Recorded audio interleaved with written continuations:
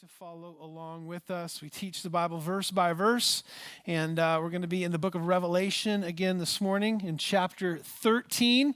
And there's some stuff here. We're going to look at 10 verses. I want you to see for yourself, to be looking at it with your own two eyes. And this is a chapter that can seem mysterious. There's lots of figures and symbolism involved, and we're going to work our way through that. But one of the real keys to understanding and wrapping our minds around the book of Revelation is to understand that John was given by Jesus an outline for the book, and that's found in chapter 1, verse 19.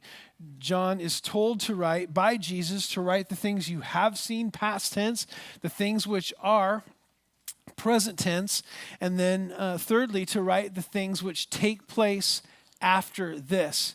And we are in this after this portion of that timeline. We've been looking at the tribulation, this 7-year period in which God judges a world that has collectively and unifiedly, I don't know, it's probably not an English word, right, Jim? No? Okay, but you know what I mean.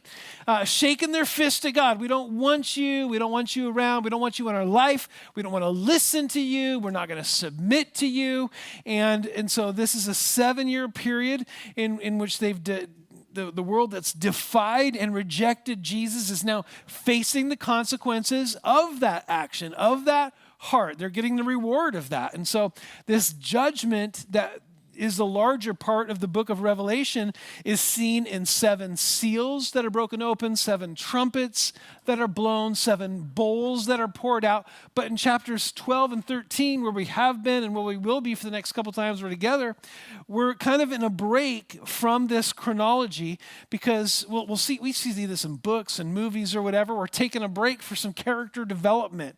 We're having some new folks introduced that play a prominent role in the chapters as they continue to play out. And so in chapter 12, we saw 5 new characters introduced that have a figure, they're present and active during the tribulation, and that was the woman.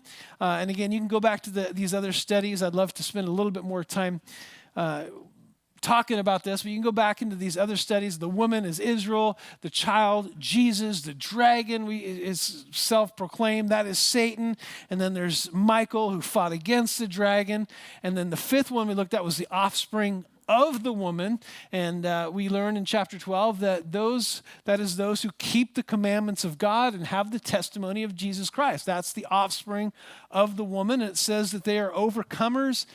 We talked about this a couple weeks ago. They're overcomers by the blood of the Lamb, by the word of their testimony, and by the fact that they did not love their lives to the death. Now, setting some context is really important for us. And so I want us to look at verse 8 of chapter 12. It says, Satan and his angels, and they are fighting against Michael. They did not prevail, nor was a place found for them in heaven any longer. So, verse 9, the great dragon was cast out, that serpent of old, called the devil, which means slanderer, and Satan, which means accuser. He deceives the whole world, was cast to the earth, and his angels were cast out with him. One word that I want to point out in that verse that's going to play into what we're talking about today in chapter 13 is the word deceives. He deceives the whole world. That's what he's about, and we're going to see more of that today. But we talked about last time we were together how the enemy, he is those things. He is our enemy, and he's an accuser. He's a slanderer. He's the accuser of the brethren, as it says. He's a deceiver, and he wants to try to attack our peace that we might have by convincing us that we've outsinned God's grace. Here's God's love. Here's you beyond that. And maybe I'm not forgiven because I keep having this reoccurring sin, or I've got this thing, right? And so he does everything he can to try to attack the life that we have in Jesus. And there is life in Jesus. And so he tries to keep that. And so he's just a loser in heaven. He's cast out, and they're glad to be rid of him. Look at verse 12 of chapter 12. Therefore rejoice, O heavens, and you who dwell in them.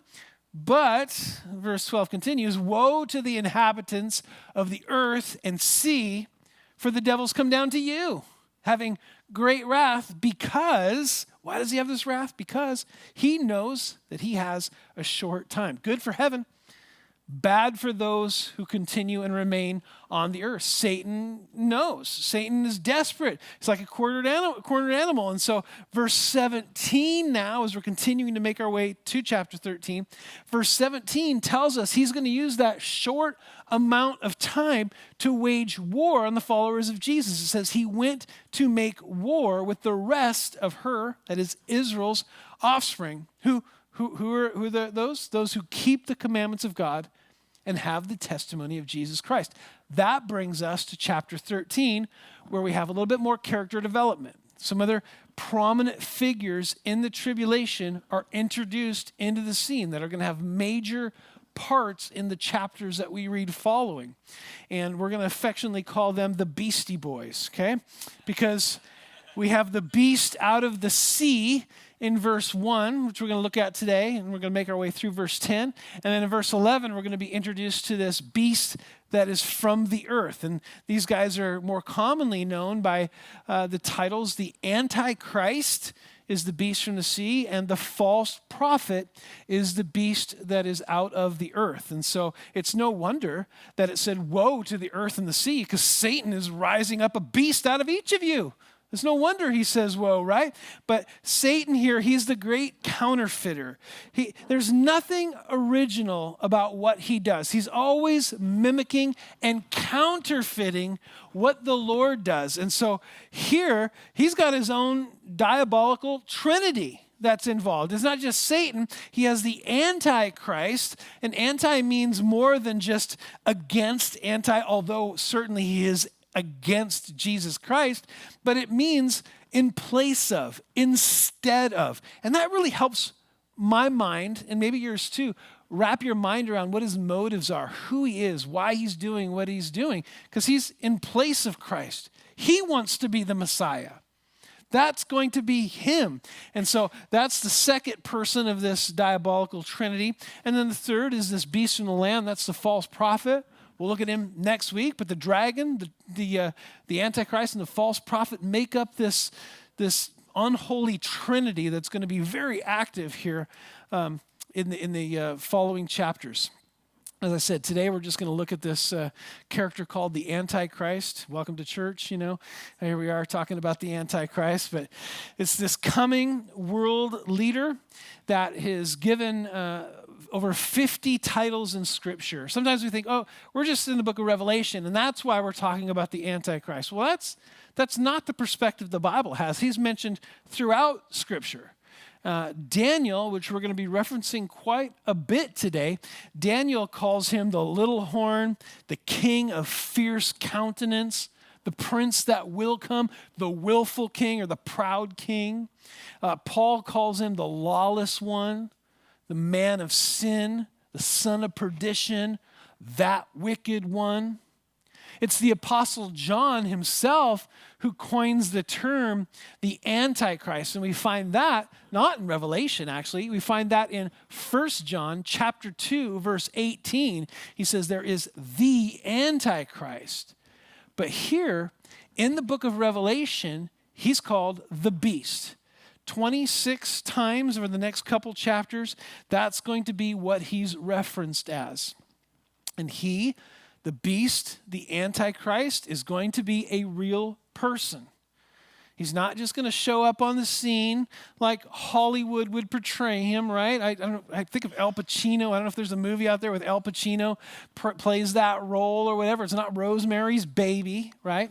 But he's a real person. He's wicked and sinister and deceiving, and he's going to be this future world leader. And you might think, sitting here in the comforts of Calvary Chapel, Ellensburg this morning, how in the world would the world follow a guy like that with those characteristics? He's diabolical and sinful and all of this. Like, why? Why would they follow someone that's basically Satan incarnate? And we got to remember, people aren't going to say, oh, he's so wicked, so let's go follow him. He's going to come with a great amount of hope and peace and promise deliverance and change. Think of whatever campaign slogan you can think of, that's his MO. And he's going to come to this world that's desperate for a leader like that. They just don't want that leader to be Jesus. And the world's setting the stage for this. It's ready for someone like this. I want to read to you a quote by the former Prime Minister of Belgium, a socialist by the name of Henry Paul Spake. He was the first president of the United Nations General Assembly. He was at one time the secretary of NATO, and he said this in 1957. We don't want another committee. We have too many already. Now, I agree with that part. I'm not a committee fan. We don't want another committee. We have too many already. What we want is a man of sufficient stature to hold the allegiance of all people and to lift us out of the economic morass in which we're sinking. And catch this. Send us such a man, and be he God or devil, we will receive him. Is that shocking? I was a little bit shocked when I first read this, but it shouldn't surprise us. I shouldn't be shocked. This is what the world wants, and it's obvious. This is what they're aiming for. This is what the world is going to accept. And like I said, it shouldn't shock us. Why? Because Jesus promised this is how it was going to be. Jesus said in John 5, verse 43, I have come, he said of himself, in my Father's name, my Father's nature and attributes. But you did not receive me. If another comes in his own name, you'll receive him. John 5, 43. This is going to happen. Humanity is going to accept a leader like this because they're always looking, whether we recognize it about ourselves or not, we're always looking for someone that just rises to the occasion, that's head and shoulders above everyone else. And they're going to find that person in the Antichrist. He's going to be incredibly intelligent. He's going to be very charismatic. He's going to be crafty politically. He's going to have economic and military prowess. He's also going to be ambitious and proud and greedy. But he's going to have the best attributes of all the great world leaders that we can imagine. He's going to be JFK and Reagan and Gandhi and Churchill and Roosevelt and Putin and Obama and Trump. All of the good attributes of all of that wrapped into one. And because he is intellectual and has economic prowess and all of this, he's going to be able to seemingly solve all the situations and all the problems that are going on in the world. Ukraine, still going on over there. He's got a solution. COVID, still dealing with that. He's got a solution. Monkeypox, whatever, right? North Korea, the Middle East, whatever the current crisis is, he's going to have a foolproof way to cure it, to fix it, to address that situation. And although there's a real temptation, like who wouldn't want someone like that, right? I read the news, I want someone to fix all this. Someone's going to come along that seemingly and initially can do all of those things. Who wouldn't want that, right? And it can be tempting for us, not maybe necessarily to follow someone like that, but to see that's an incredible figure. Who is that? I'm going to now read the news to see who might be fitting the bill for that. Who could that be? Is that person alive today? Is it Trump? Is it Putin? Is it Zelensky? Is it Biden? No, well, probably not. He's not, powerful and charismatic, and I believe that he'll be able to ride a bicycle properly. No, okay. Too far. Okay. When we get our eyes off of Jesus, and that's the focus. When we get our eyes off of Jesus, we start looking at, is it this person and this person? That's when we become susceptible to deception. You can know all the facts, but if you stop looking for Jesus, you've got an open door there to be deceived. And Jesus said in Matthew 24 and 25, which we've said is like a parallel passage to the book of Revelation, Jesus said, take heed or pay attention or be alert, stand guard. He says, take heed that no one deceives you, for many will come in my name saying, I'm the Christ, the Messiah, the one that's going to save. And he will deceive many. Then a few verses later, catch this, he says, false Christs and false prophets will rise and show great signs and wonders to deceive, if possible, even the elect. And what do we read here in chapter 13? Just as Jesus warned, false Christ, false prophet. False prophet, the Antichrist, he's going to be one that is going to hide who he is. No one's going to walk around saying, hey, Mr. Beast, I was wondering, or Mr. Antichrist, I'm reporting for duty. That's not going to be happening. He's going to hide his identity, his intentions, all of that. And he's going to hide it behind slogans and sound bites and charisma and popularity. And who knows, whatever other resources there are in the world, he's going to use all of that. And he is the master manipulator. But by the time his true identity is known, it's going to be too late to stop him. And so finally, with all that, let's look at verse 1 and read just a couple words. It says, then I stood on, I just like to read the beach because it sounds better, but on the sand of the sea. Oh, that must be nice, John. There you are. You are in the island, you're in exile, but at least you're on the beach, right? But I want us to notice that the chapter begins with the word then. And that's why it's so important for us to go back to chapter 12. What did we just read? What was going on there? What did we talk about? And realize the last verse that we just read, if you can remember all the way back to when I read that, the last verse of chapter 12 ended with the promise that Satan is going to wage war on the followers of Jesus.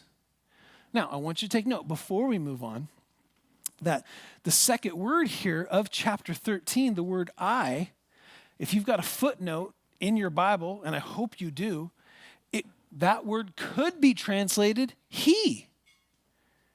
And so it's possible this isn't John out on the beach. What he sees, Satan has promised to attack mankind. And it says he stood on the sand of the sea. And then John says, saw a beast rising up out of the sea. You can almost see this walking up, whatever, this very visual, picturesque thing. And so now we're first introduced to this character of the Antichrist, not here, but all the way back in chapter 6, where he's the rider on the white horse. He comes promising peace. He comes with seeming solutions to the world's promise. But here, John sees him as he really is, as the Lord sees him. He's a beast rising up out of the sea. Now, we shouldn't think a literal sea. But you're like, Tad, you said that we should take Revelation as literal as possible. I think that we should. But sea within the Bible is often referring to humanity as a whole. If you take notes, jot down Isaiah 57 verse 20. Isaiah 57 verse 20 says, the wicked are like the troubled sea when it can't rest.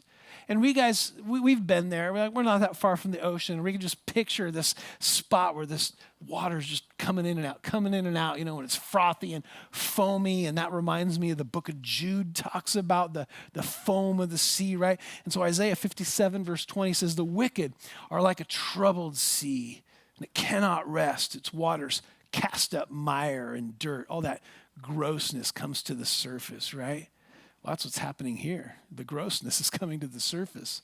This beast is rising up from humanity. And again, we shouldn't take it as literal because in chapter 17, John is told that the sea is peoples, multitudes, nations, and tongues. So we're told this is humanity that he's coming up out of him. There's this figure. He's going to rise up from humanity. And when he does, he's going to be against everything that God is for. Verse 1 goes on to say, having 7 heads and 10 horns, and on his horns 10 crowns, and on his heads a blasphemous name.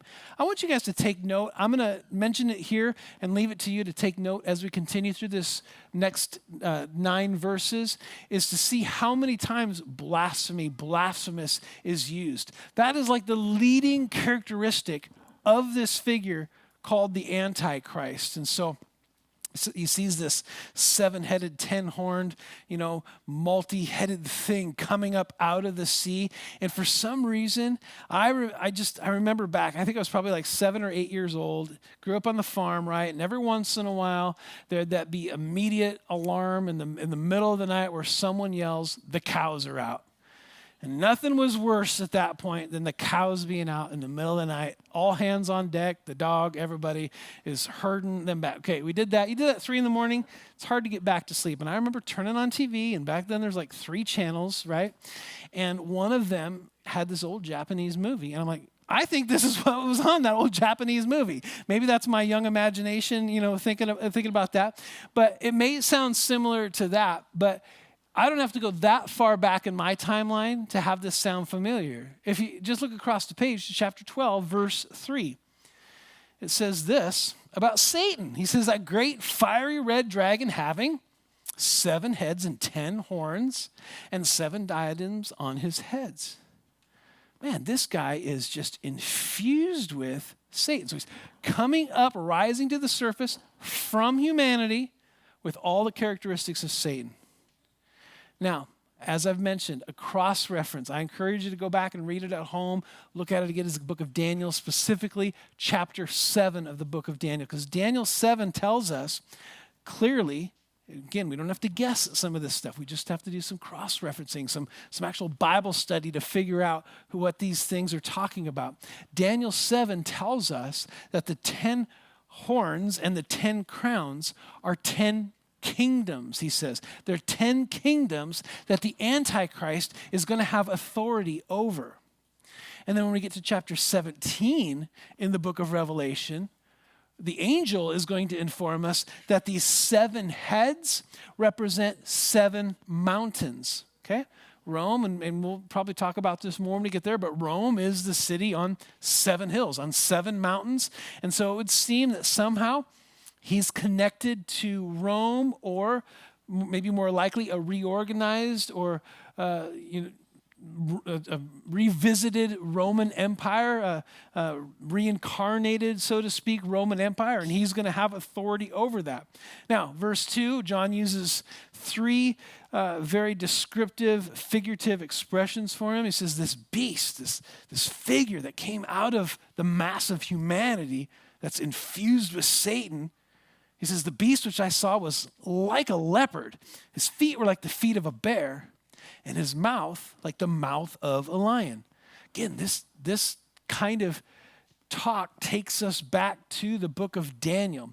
Daniel 7, again, he uses 4 creatures, 4 animals to describe the course of world empires in their relation to the nation of Israel. And the lion was representative of the Babylonian Empire.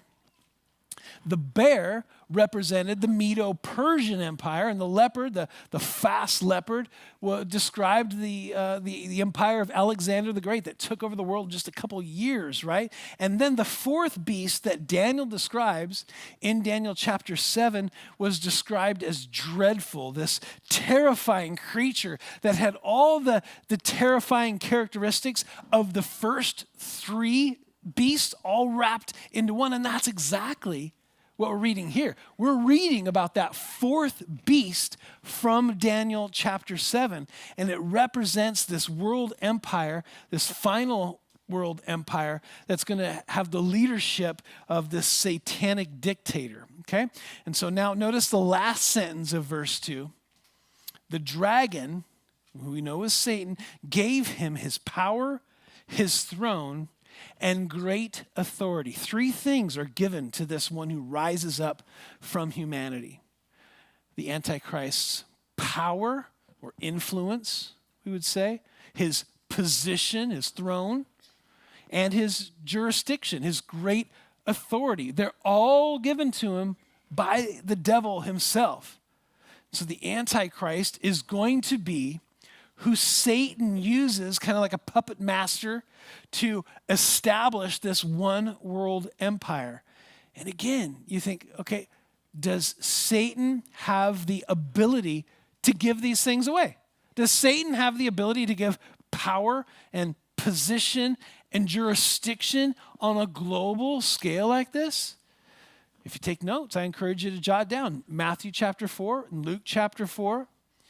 Satan, that's the temptation of Jesus. It says that devil took Jesus up on an exceedingly high mountain and showed him all the kingdoms of the world and their glory, and said to him, all these things, Satan said to Jesus, will give to you if you fall down and worship me. And as you guys know, Jesus said to him, away with you, Satan, for it is written, you shall worship the Lord your God and serve him only. And Satan departed him for a more opportune time. But Satan offered, he's the king of this world.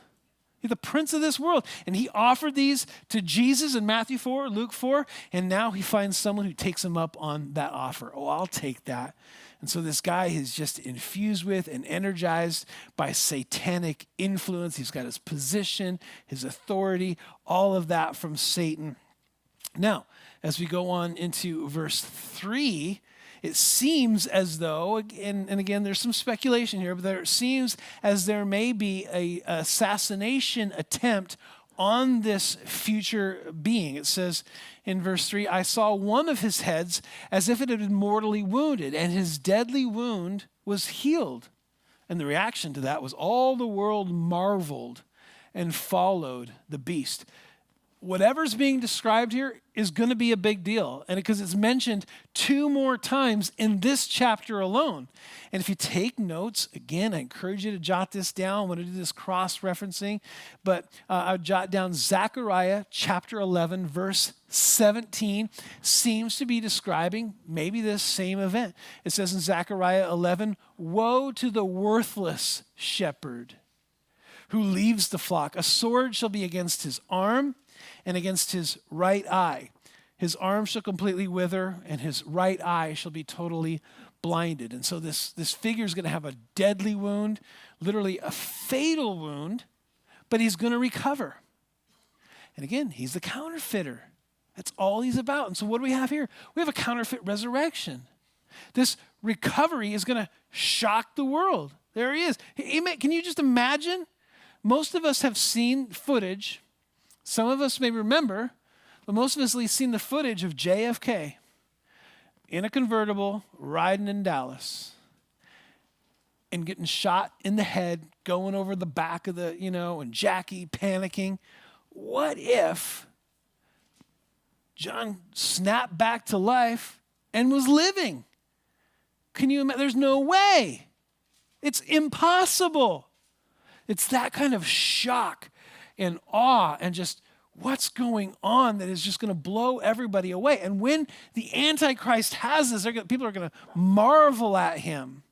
And that popularity and his influence is just going to snowball. Look at what it says in verse 4. So they worshiped the dragon who gave that ability, that authority to the beast, and they worshiped the beast, saying, who is like the beast and who is able to make war with him?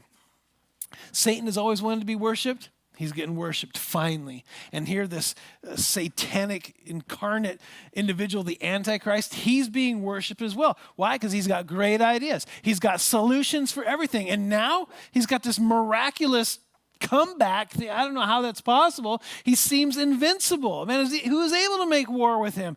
All of this popularity is going to mean an expanded platform for him. It says in verse 5, he was given a mouth speaking great things and blasphemies, and he was given authority to continue for 42 months. 42 months. If you've been with us, we've talked about this 42 months before this. Half of the 7-year period, half the tribulation. There's a turning point there at the half. And that turning point, Jesus says, is the abomination that causes desolation. And that is when the Antichrist places this idol, this figure, in the Holy of Holies and demands that everybody worship it. When that happens, at this halfway point in the tribulation, he is going to stop being subtle. He's going to stop sugarcoating everything, and he's going to be overtly against Israel and the things of God. And so for this time period, this 42 months, 3.5 years, 1260 days, it's also called. He's just openly going to defy God. And we should point out, though, again, that he's not going to be speaking blasphemy for 43 months. He's not going to be speaking blasphemy for 3.6 years or 1261 days. He is on God's timetable. But for this great tribulation period, he's going to be openly speaking against God and everything he stands for. And it says in verse 6, he opened his mouth in blasphemy against God. How so? To blaspheme, number one, his name. Number two, it says, his tabernacle. And number three, those who dwell in heaven. Again, these three things that are blasphemed against God. First, by his name, his nature, his character, the character of God, his attributes. As this point in history is transpiring, people are going to say, should I turn to the Lord? No, man, that nonsense, that's just garbage. That's already happening today, right? All that stuff, come on, that God, that fairy tale stuff. He's going to be deliberate and do whatever he can to discredit God before the people. He's going to speak lies about him. He's not going to only speak lies about him and blaspheme his name. Notice next, he's going to blaspheme the tabernacle. He's going to blaspheme heaven. Again, oh man, you're going to go to heaven. You're looking for that. He's going to blaspheme heaven. He's going to discredit heaven. And then thirdly, this one is really interesting to me. He's going to blaspheme those who dwell in heaven. Now, why in the world, what would be his motivation to blaspheme those who are in heaven, who aren't even here to hear his blasphemy? What's the point in that? What's he after? And I think that no doubt he is blaspheming us. He's blaspheming you and I, those who are taken up out of the rapture. And here we are in this situation, and everybody's struggling. I've got some solutions, but you want to know who's at fault? You always have to have a fall guy. Who's at fault? It's those Christians. And now they're gone, and they're out of here. I'm going to blaspheme against God and his nature. I'm going to blaspheme against the tabernacle, against heaven, and those Christians who are up there. So he blasphemes these, and he's going to encourage. He's not just going to speak these things, right? I just think of Hitler giving these speeches and bringing people into this captivating fury, which they would do things that maybe they normally wouldn't. And that's what he's going to do. It says in verse 7, after this blaspheming, it was granted to him to make war with the saints. And then notice this, to make war with them and to overcome them. And authority was given to him over every tribe, tongue, and nation. Again, this is after the rapture takes place. The church, as we know the church to be, is off the scene. These are tribulation saints. And we know that because, again, if you take notes, jot this down, write this in your margin, right where it says that he overcame the saints. Because Jesus said in Matthew 16, verse 18, I will build my church, and the gates of hell will what? Not prevail against it. And here, he's overcome them. So what we learn as we study in the Bible in the Old Testament, the Israelites are called saints. It's not the church. The Israelites are called saints. In the book of Acts, through up until chapter 4 of Revelation, it's the church is the saints. Following this, it's those who come to faith in the tribulation that are called saints. And so here we see that the instrument that the enemy, that Satan is going to use against the tribulation saints, the way that he's going to overcome them is through a totalitarian government of the beast. It says authority was given to him over every tribe, tongue, and nation. I was thinking about this. I'm like, man, that would be pretty impressive to be over one tribe or one tongue or one nation. Man, I'm right home and tell mom about that. Hey, look at me. I'm over one tribe, authority is given to him over every tribe, every tongue, and every nation. How? How can that type of global thing happen? And I'll tell you, the stage is being set right now for this to take place. And it happens in really, really subtle ways that perhaps you've noticed. If you've watched the news, you've gotten the impression that nationalism is a bad thing. That being proud of your country is not something to be happy about. It's something to be frowned upon. And here we are on 9/11, Patriot Day. How many of y'all were here September 11, 2001 and remember the event and remember how the United States reacted to that? How many of y'all are here? Okay. It's called Patriot Day because there were patriots following that 21 years ago. Proud to be an American. Man, we are united. We're together. We're standing up for what happened to our country. But now, patriotism and the word patriot, even those words are trigger words for people. Oh, you're talking about extremists. To be a patriot? To stand up for the Constitution and those things, the independence of our country and what we were founded on? That's extremism. You know, last year, the 4th of July was on a Sunday. Some of you guys are here, outdoor service, and we had fun, man. We had flags out. We had this picture booth of the flags out by the street, and they're out again today for Patriot Day, and all of that. We had some flags, right? And we left them up for like a week.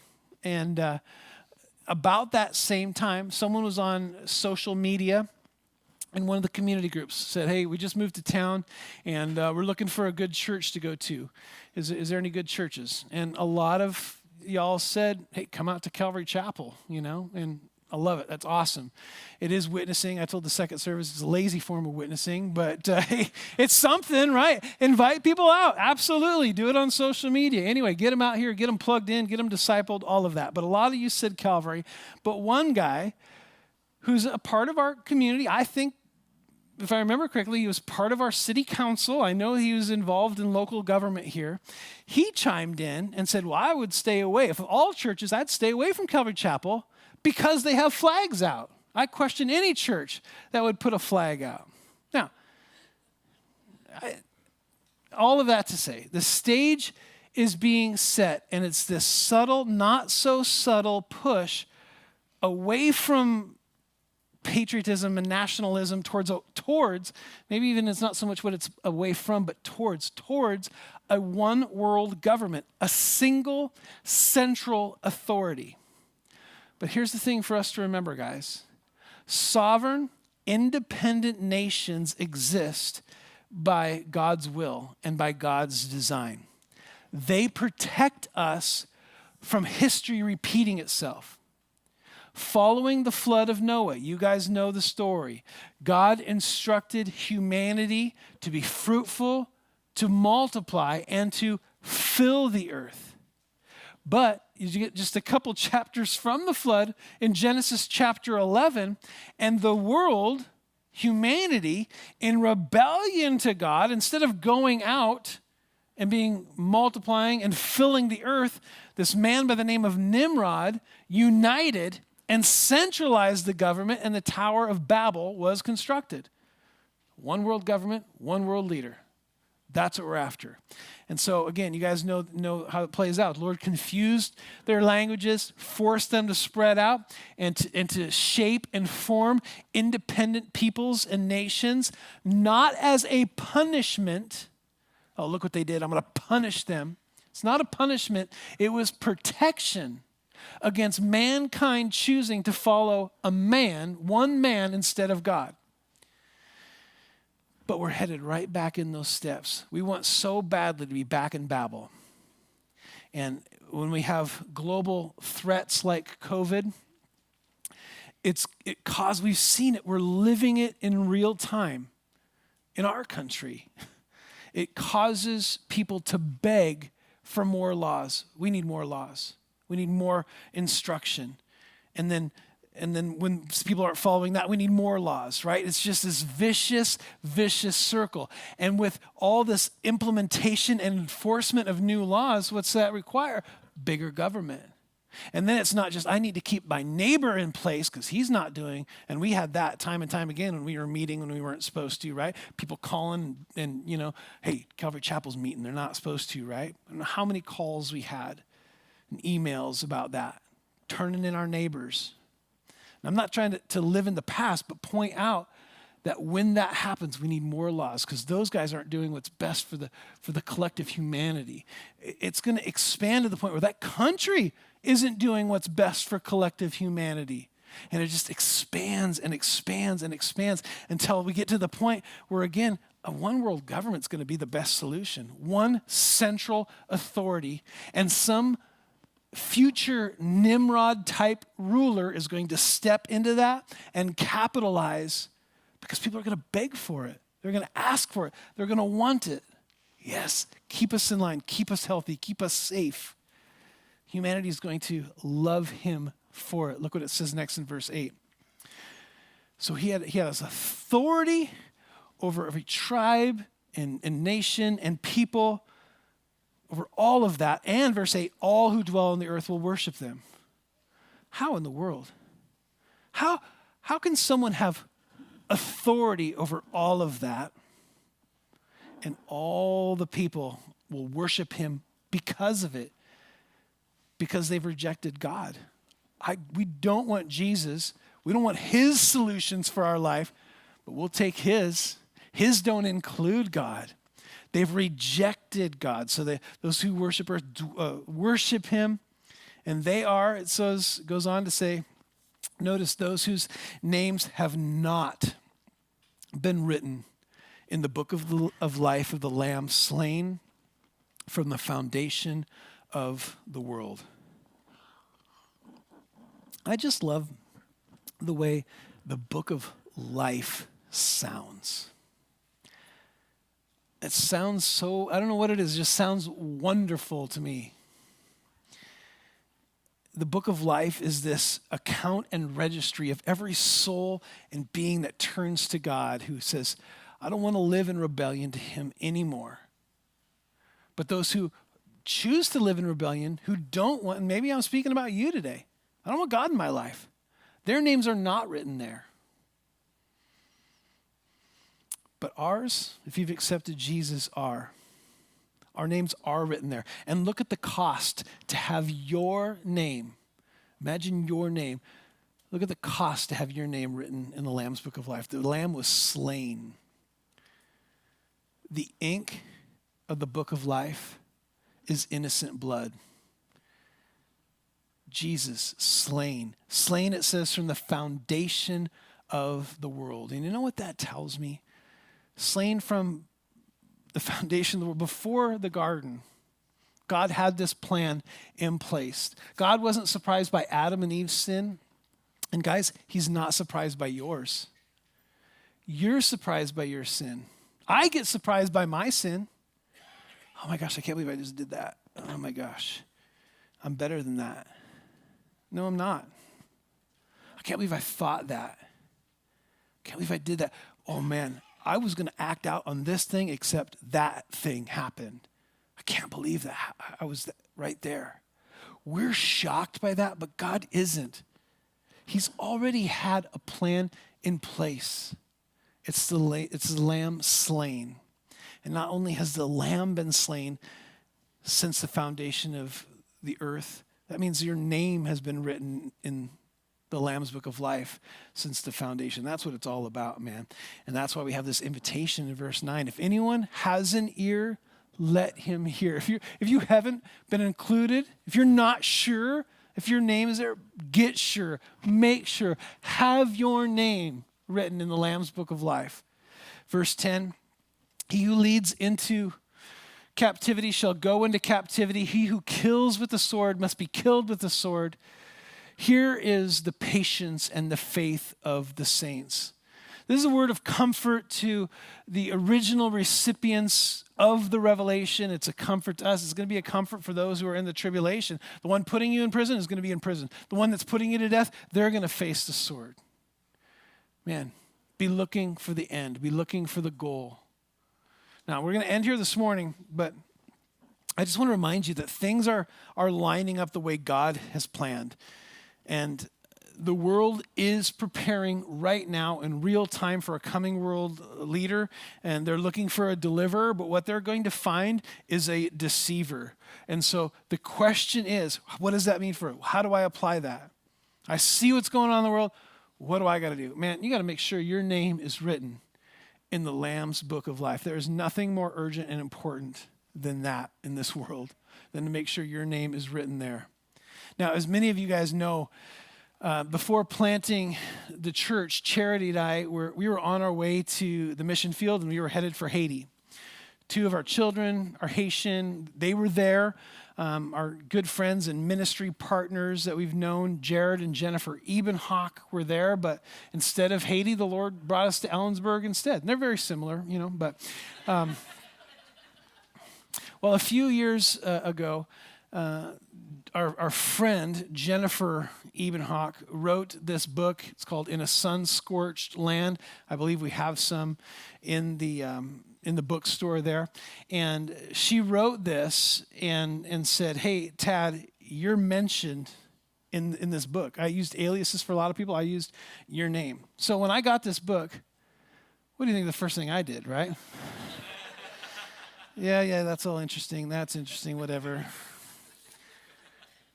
Only days after our move to Haiti, Tad Scheffer, that's me, he appeared at our gate. We became acquainted on a previous trip, so we were delighted to see him again. Oh, I bet she was. He greeted Jared and me. Oh, how much more important than making sure your name is written. None of y'all have even probably heard of this book. How much more important is it that your name is written in the Lamb's book of life? I can get excited. My name's written in this book. That's cool, right? It's like the jerk. My name's in print, right? The phone book, right? How much more important to make sure your name is in the Lamb's book of life? Now I'm going to ask the worship team to come up, and I'm going to pray. And part of my prayer is if you're not sure, you're here today, and you're like, I don't know. I'm not a Christian. I've never gone through that. I'm going to give you the opportunity to pray and to know that your name is written in the Lamb's book of life. Let's pray. Father, I thank you so much, Lord, for